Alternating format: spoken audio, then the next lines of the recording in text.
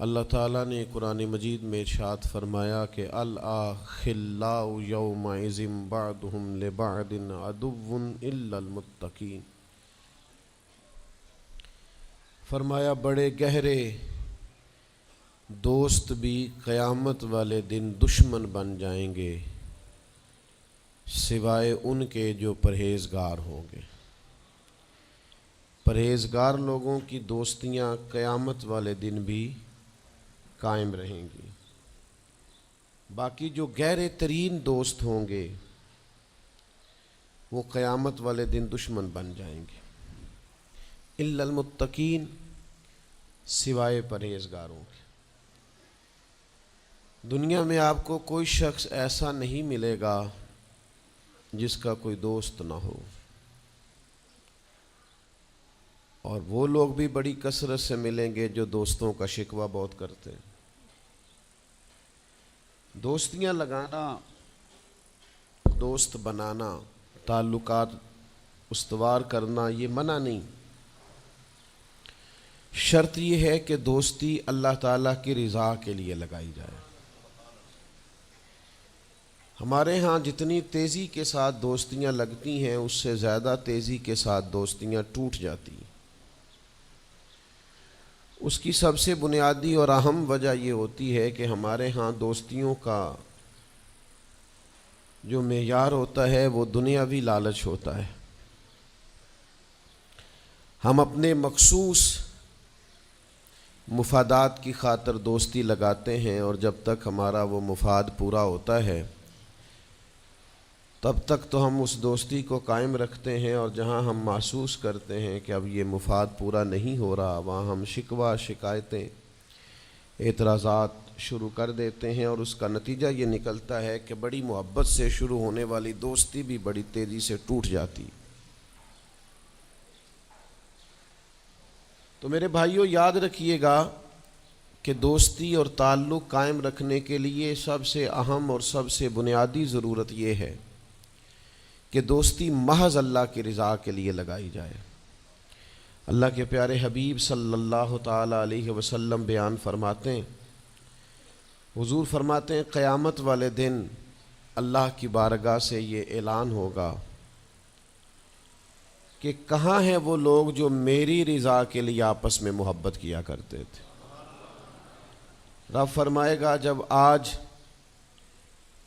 میرے عرش کے سائے کے علاوہ کوئی سایہ نہیں ہے تو میں انہیں اپنے عرش کا سایہ عطا کروں گا، کیونکہ وہ میری رضا کے لیے آپس میں دوستی کرتے، میری رضا کے لیے انہوں نے آپس میں محبت کی۔ تو دوستی کا سب سے پہلے تو یہ سٹیٹس بنائیں کہ اس کے اندر محض اللہ کی مرضی، اللہ کی رضا کے لیے ایک دوسرے سے پیار، منفعت نہ ہو اس کے اندر کوئی بھی، دنیاوی لالچ کوئی بھی نہ ہو، ہرس نہ ہو، ہوس نہ ہو، طمع نہ ہو، ذاتی مفادات نہ ہو۔ جب ان سے بالاتر ہو کر لوگ دوستیاں لگاتے ہیں تو وہ دوستیاں قائم رہتی ہیں۔ اللہ کے پیارے محبوب صلی اللہ تعالیٰ علیہ وسلم نے فرمایا قیامت والے دن کچھ لوگ ایسے ہوں گے جن پر انبیاء اور اولیاء رشک کریں گے،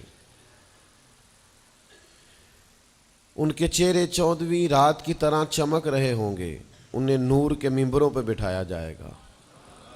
یا رسول اللہ اتنی فضیلت ان لوگوں کو حاصل ہے، یہ کون لوگ ہیں؟ تو حضور فرماتے ہیں یہ وہ لوگ تھے جو جس سے بھی دوستی لگاتے تھے، پیار کرتے تھے، محض اللہ کی رضا کے لیے کرتے۔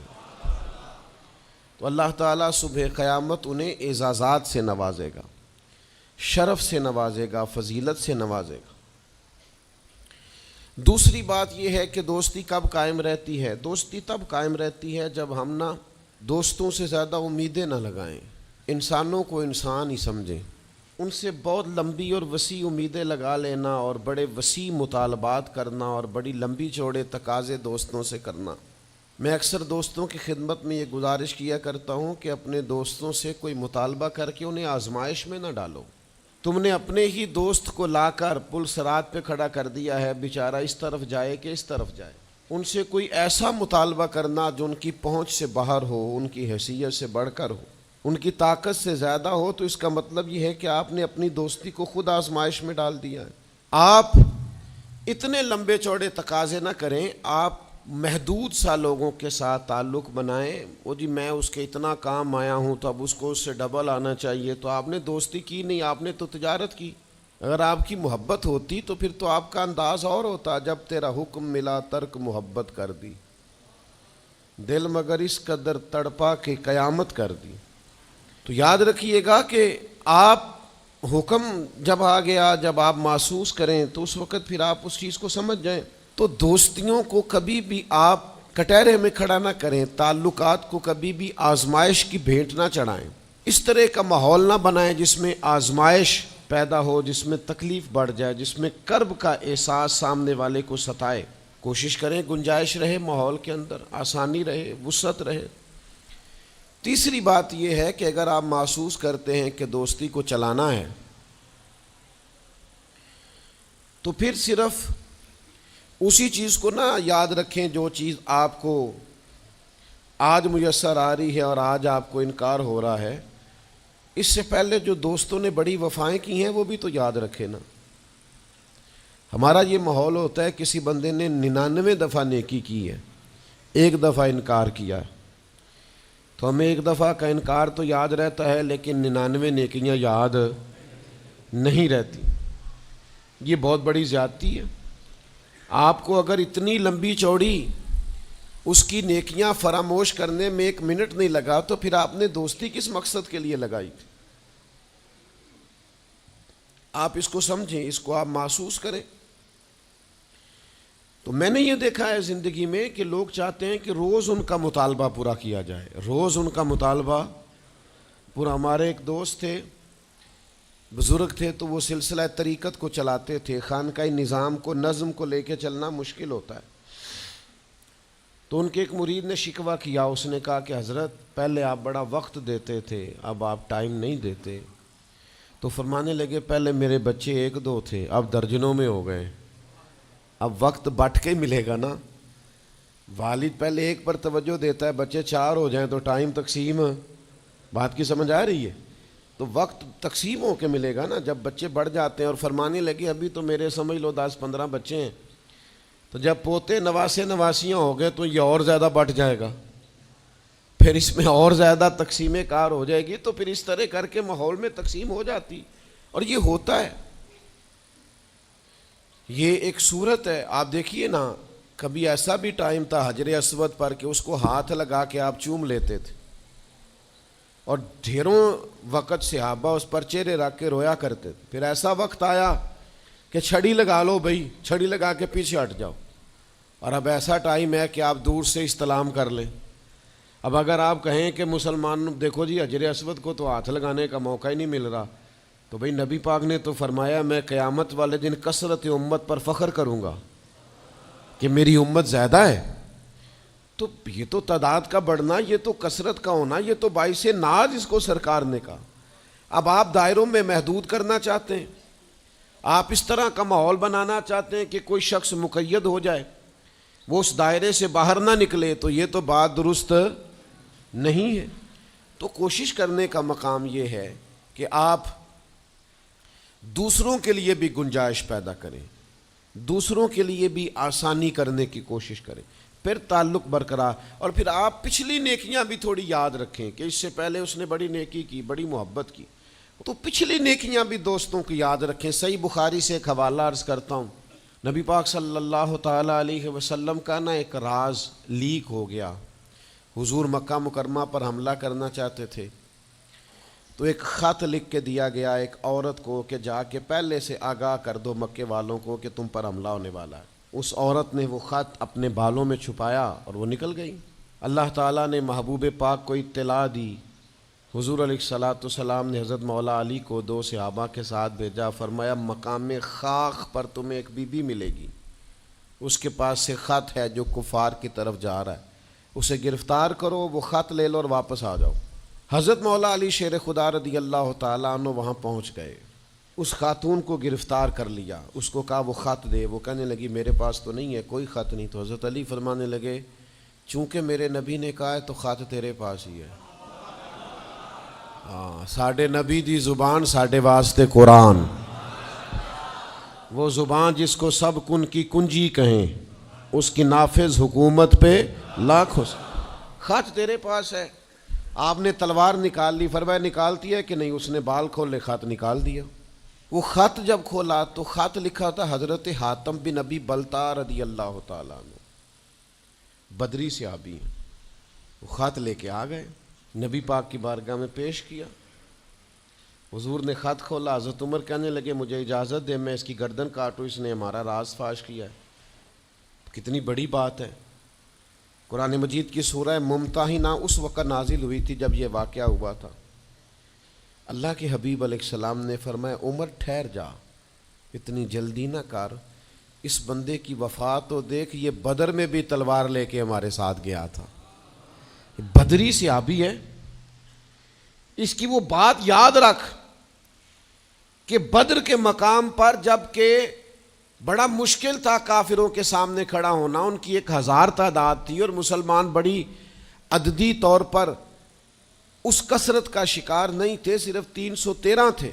اس موقع پر ان کے ساتھ کھڑا ہونا کوئی آسان نہیں تھا، لیکن یہ پھر بھی ہمارے ساتھ گئے تھے. تو حضرت عمر رضی اللہ تعالیٰ عنہ جب چپ کر گئے تو اللہ نے قرآن نازل کیا، کہا اے ایمان والو یہودیوں اور عیسائیوں کو اپنا دوست نہ بتاؤ. تو حضور فرمانے لگے دیکھ لو عمر، اللہ نے اسے مومن کہہ کے پکارا ہے، اللہ نے بھی اسے. اب نبی کریم نے فرمایا بتاؤ یہ تم نے کیا کیا؟ تو عرض کی یا رسول اللہ صلی اللہ علیہ وسلم آپ میرا ظاہر باطن جانتے ہیں. جتنے بھی یہاں سے لوگ ہجرت کر کے مکے سے آئے ہیں نا، ان کا کوئی نہ کوئی رشتہ دار مکے میں ہے جو ان کے رشتہ داروں کا، بال بچوں کا، گھر والوں کا دھیان رکھتا. میرا وہاں کوئی بھی نہیں، اور مجھے پتا تھا آپ نے حملے کا ارادہ کر لیا ہے تو انشاءاللہ کامیابی اللہ نے مسلمانوں کو ہی دینی ہے، وہ کر کچھ نہیں سکتے. میں ان پر ایک احسان کرنا چاہتا تھا تاکہ وہ میرے بچوں کا اور میرے پیچھے گھر والوں کا تھوڑا خیال رکھیں، اتنی سی میری خواہش تھی. میرے نبی کریم نے ان کا عذر قبول کر لیا. فرمایا ٹھیک ہے، آپ جو کہہ رہے ہیں بات ایسے ہی ہے، آپ کو اسلام کو نقصان نہیں پہنچانا چاہتے، آپ یہ چاہتے تھے کہ کوئی ایک نیکی ان پہ کر دی جائے تاکہ وہ آپ کے. تو اتنی بڑی بظاہر بات تھی لیکن حضور نے قبول کر لی. معنی کیا ہے کہ دوستوں کی پچھلی نیکیاں بھی یاد رکھنی چاہیے، ان کی پچھلی بھی خوبیوں اور پچھلے بھی معاملات کو تھوڑا یاد رکھنا چاہیے. ہم کیا کرتے ہیں؟ ہم کہتے ہیں جی اب وہ یہ نہیں کر رہا، بھئی تب کر رہا تھا نا، تو تب کی یاد کر لو، تب کی یاد رکھ لو، اس وقت کی آپ خیال کر لیں. ہم کیا کرتے ہیں؟ ہم 99 دفعہ کسی نے نیکی کی ہے تو ہم کہتے ہیں 100/100 چاہیے، آج بھی یہ کرے گا تو پھر تو قابل قبول ہے. تو اس سے کیا ہوتا ہے؟ اس سے تکلف پیدا ہوتا ہے. ایک آدمی روز کیسے نیکی کر سکتا ہے؟ چوتھی بات یہ ہے اگر ہم چاہتے ہیں دوستیاں نبھیں تو اسلام کا ایک حسن ہے کہ اسلام دین اعتدال ہے. اسلام کہتا ہے چلو ہی ذرا معتدل ہو کے، پہلے ہی ذرا تھوڑا سا احتیاط سے چلو. ہم جب کسی بندے کے اوپر فدا ہوتے ہیں تو پھر پورے ہی فدا ہوتے ہیں، پھر تو جناب یہ بھی تیرا ہے، یہ بھی تیرا ہے، یہ بھی تیرا ہے. اور جب بعد میں لڑائی ہوتی ہے تو چائے کی پیالیوں کا بھی حساب کرتے ہیں کہ وہ جو وہاں جاتے ہوئے چائے پی تھی نا اس کے پیسے بھی میں نے دیے تھے، لہذا وہ بھی میرے بنتے ہیں، واپس کر. کورے ورک کتاب نہیں ہوندے، پتھر دل گلاب نہیں ہوندے، اور سجنا پہلوں ہی سوچ کے لائیں پھر یاراں نال حساب نہیں ہوندے. آپ سوچ سمجھ کے دوستی لگائیں، تعلقات کو سوچ سمجھ کے لے کے آگے چلیں. نبی پاک صلی اللہ علیہ وسلم نے فرمایا وقفے سے ملا کرو محبت بڑھتی ہے، تھوڑا نا وقفے سے ملا کرو، اس سے محبت بڑھے گی. یہ جو بہت وارفتگی ہے نا، بہت وارفتگی ہے، بہت جوش ہے، تو اس کا نتیجہ یہ نکلتا ہے کہ جتنی زور سے گیند دیوار سے لگتی ہے پھر اتنی زور سے ہی گیند واپس آتی ہے، اس کے نتائج ٹھیک نہیں نکلتے. تو عرض یہ کرنا چاہتا ہوں کہ اعتدال میں رہیں، معتدل رہیں، آپ اس حد سے تجاوز ہی نہ کریں. میرے پاس یہاں ایک دوست آئے تو مجھے کہنے لگے جی میرا دوست بڑا اچھا تھا، بڑا نائس تھا، بڑا بہترین تھا، بڑا پیارا تھا، میرے ایک دوسرے دوست نے اسے خراب کر دیا. تو میں نے کہا وہ دوسرا دوست میں سمجھا نہیں. کہنے لگے یہ میرا پرانا دوست تھا جس نے اسے خراب کیا, اور جسے کیا وہ نیا تھا 2-4 سال. اس کی میں نے دوستی لگائی تھی, اب وہ دونوں ڈائریکٹ ہو گئے اور مجھے انہوں نے بیچ میں سے نکال دیا ہے. تو میں نے کہا یہ تو اکثر ہوتا ہے, پہلی دفعہ تو نہیں ہوا, اس طرح تو ڈھیر دفعہ ہوتا ہے. کہنے لگے میں کروں کیا, میں نے بڑا شور کیا ہے, ان کو اپنے احسان بھی یاد کرائیں پر وہ مانتے نہیں. میں نے کہا اب حال ہے نا, تھوڑا چپ کر جا کچھ عرصے کے لیے, تھوڑی خاموشی اختیار کر. جو چپ کر جاتا ہے وہ بھی بچ جاتا ہے. اگر تم چاہتے ہو کہ یہ دوستی پھر سے بحال ہو جائے تو زیادہ شکوے نہ کرو, زیادہ شکایتیں. ہم بعض اوقات اعتراضات اتنے کر بیٹھتے ہیں, شکوے اتنے کر بیٹھتے ہیں, اپنی زبان سے باتیں اتنی نکال بیٹھتے ہیں کہ دوبارہ پھر دوستی کا بحال ہونا ممکن ہے. ایک حدیث یاد رکھیں گے اگر سناؤں آپ کو تو. نبی پاک صلی اللہ تعالیٰ علیہ وسلم نے فرمایا کسی سے دشمنی بھی کرو تو اعتدال سے کرو, ہو سکتا ہے کل کو وہ تمہارا دوست بن جائے. اور فرمایا کسی سے دوستی بھی کرو تو اعتدال سے کرو, ہو سکتا ہے کل یہ دشمن بن جائے. دوستی اور دشمنی میں یہ جامع ترمذی میں حدیث, اعتدال کا رستہ نہ چھوڑو, معتدل رہو. سارے راز ہی دے بیٹھنا, ساری باتیں پہلے کر لینا اور اعتراض کرنا, اب تو شکوے بھی پھر سارے ہی کر لینا. دوست کو اس کی کمزوریوں کا بھی پتہ ہوتا ہے, وہ ساری کمزوریاں بھی اس کی بیان کر لینا, اس کو بھی بتانا, اس کو بھی بتانا, اس سے بھی ذکر کرنا. تو یہ انداز درست نہیں ہے. آپ معتدل انداز میں دوستی لگائیں, اعتدال کے ساتھ چلیں, شکوے زیادہ نہ کریں, اعتراض زیادہ نہ کریں. وہ بے وفا ہی صحیح پھر بھی یار اپنا, چلو اس میں کمی ہے, وہ اس میں بے وفائی ہے, پر سجن تو اپنا ہے نا. تو دوستی ہماری ہے اس کے ساتھ, اس کی کمزوریوں کو چھپائیں. آپ اس معاملے پر تھوڑا سا اپنے ظرف کو کشادہ کریں, آپ تھوڑی وسعت پیدا کریں. ہم سمجھتے نہیں چیزوں کو, ہم غور نہیں کرتے, اس خاص انداز میں چیزوں کو نہیں لیتے جس انداز میں چیزوں کو لینا چاہیے. ہماری ذاتی کمزوریاں ہوتی ہیں اور ہم ان کمزوریوں کا دوسروں پہ ڈال دیتے ہیں, کہتے ہیں وہ بے وفا نکل آیا. بھئی آپ بھی حد سے زیادہ فریفتہ تھے, اب آپ ہی حد سے زیادہ اعتراض کر رہے ہیں. حضور نے فرمایا جس کی تعریف کر لو پھر دوبارہ اس پر کبھی تنقید کر جو بیٹھے ہیں, تعریف تو ختم ہو گئی بات. پھر تھوڑی چشم پوشی کرو, انسانوں میں کمیاں بھی ہوتی ہیں. تو دوستی کو صحیح طور پر آگے لے جانے کے لیے چھٹا سبق یہ ہے کہ تھوڑی سی نا عادت عیب پوشی کی بھی بنائیں. تھوڑا پردہ پوشی کا مزاج ہو تو پھر بھی ذرا دوستی آگے. سمجھ آ رہی ہے بات کی؟ تھوڑی سی نا نظر عیب پوشی والی بھی. کچھ لوگوں کی تنقید کی آنکھیں اتنی زیادہ کھلی ہوتی ہیں کہ وہ بیچارے کسی جگہ بھی تعلق نہیں رکھ سکتے.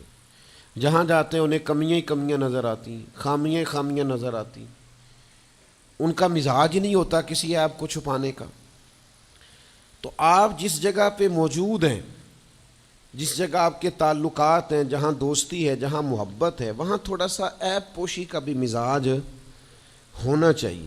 نبی پاک علیہ السلام نے فرمایا تو کسی مسلمان کی دنیا میں پردہ پوشی کر دے, اللہ قیامت والے دن تیری پردہ پوشی فرما دے. آپ تھوڑا سا اس کا عیب چھپا دیں, بات ختم ہو گئی. تھوڑی سی پردہ پوشی کر دیں. دیکھیں نا, ہمیں حکم دیا گیا ہے شریعت میں, کسی شخص کا انتقال ہو گیا, اب کچھ لوگ اس کے غسل میں شریک ہیں, تو ان کو حکم یہ ہے کہ اگر تم نے کوئی اچھی بات دیکھی نا, خوبی دیکھی, چہرہ کھل گیا ہے, جسم تر و تازہ ہے, تو یہ سب کو بتاؤ. اور اگر تم کچھ ایسی چیز دیکھو کہ بیماری کی وجہ سے جسم اکڑ گیا ہے یا کسی وجہ سے چہرے پہ کوئی سیاہی آ گئی, جو کسی سے ذکر نہ کرو. جانے والے کے لیے تم اچھی چیزوں کو تو بیان کرو لیکن نقائص کو کبھی بھی بیان نہ کرو. اور نبی پاک علیہ السلام نے فرمایا اذکروا محاسن موتاکم, جب تم میں سے کوئی دنیا سے چلا جائے تو اس کی اچھی اچھی باتوں کا بیان کرو, اس کی اچھی اچھی باتوں کا ذکر کرو, اس کی خیر والی باتیں ڈھونڈ کے لوگوں کو سناؤ. یہ خوبی پائی جاتی تھی, یہ خوبی پائی جاتی تھی, یہ خوبی پائی جاتی. میں تھوڑے دنوں کی بات ہے, ایک جگہ پہ میں حاضر تھا, تو ایک صاحب وہاں اپنے ہی دوستوں کے کسی جھوٹ کا ذکر کر رہے تھے اور وہ کہتے ہی جا رہے تھے بڑا غلط ہے، بڑے جھوٹ بولتا ہے، بڑے جھوٹ بولتا ہے، بڑے جھوٹ بولتا ہے۔ تو ایک آدھ دفعہ میں نے ان سے کہا کہ چلیں چھوڑیں، کوئی اور موضوع بھی ڈسکس کریں۔ تو پھر انہوں نے کہا جی وہ بے وفا بھی بڑا ہے، مطلب پرست بھی بڑا ہے۔ پھر میں نے کہا چلیں کوئی اور موضوع بھی چھیڑیں۔ انہوں نے کہا نہیں جی وہ بندہ ہی بڑا غلط ہے۔ میں نے ان سے کہا ایک بات کروں؟ کہنے لگے کر لے۔ میں نے کہا آپ کو اس سے پیار بڑا ہے۔ کہنے لگے وہ کیسے؟ میں نے کہا آپ اس کا موضوع چھوڑنے کو تیار ہی نہیں۔ یہ جو آپ شکوہ کر رہے ہیں نا، اس کو نچوڑے نا تو اس کے اندر سے محبت چھلکتی ہے۔ آپ اس کا موضوع چھوڑنے کو تیار، یہ جو ہر بات پہ اب کبھی آپ کہتے ہیں جھوٹا بڑا ہے، کبھی کہتے ہیں بدعہد بڑا ہے، کبھی آپ کہتے ہیں وہ مطلب پرست بڑا ہے، تو 3-4 دفعہ آپ سے کہا ہے موضوع بدل دیں تو نہیں نہ بدل رہے۔ اس کا مطلب یہ ہے کہ آپ کو اس شخص سے محبت۔ تو یہ جو آپ شکوے کر رہے ہیں نا بار بار، اسے بھی نچوڑیں تو اس کے اندر سے محبت چھلک رہی ہے۔ وہ جو باپ بار بار کہتا ہے نا فلانا منڈا میرا بڑا نافرمان ہے، تو اصل میں والد کو پیار ہوتا ہے۔ وہ بار بار جو اس کا ذکر کرتا ہے، بار بار لوگوں کے سامنے، اچھا بچہ کہہ رہا ہوتا ہے مجھے بدنام کر رہے ہیں، یہ دیکھیں جی بار بار ہر جگہ سے یہ میری شکایتیں کرتے ہیں۔ تو اصل بات کیا ہوتی ہے؟ اصل بات یہ ہوتی ہے کہ اس بندے کو اس سے محبت بہت زیادہ ہے، وہ چاہتا ہے اس پیار کے سبب سے، اس محبت کی وجہ سے کہ وہ بار بار اس کا ذکر کرے، بار بار اس کا تذکرہ کرے، تو تھوڑی عیب پوشی کا مزاج بنائیں، تھوڑا درگزر کی طبیعت بنائیں، تھوڑا ماحول کے اندر اس طرح کا مزاج لے کے آئے۔ ہم دوستوں سے میں اکثر ایک بات کرتا ہوں، ہم نہ صرف خامیاں یاد رکھتے ہیں، خوبیوں کا ذکر نہیں کرتے۔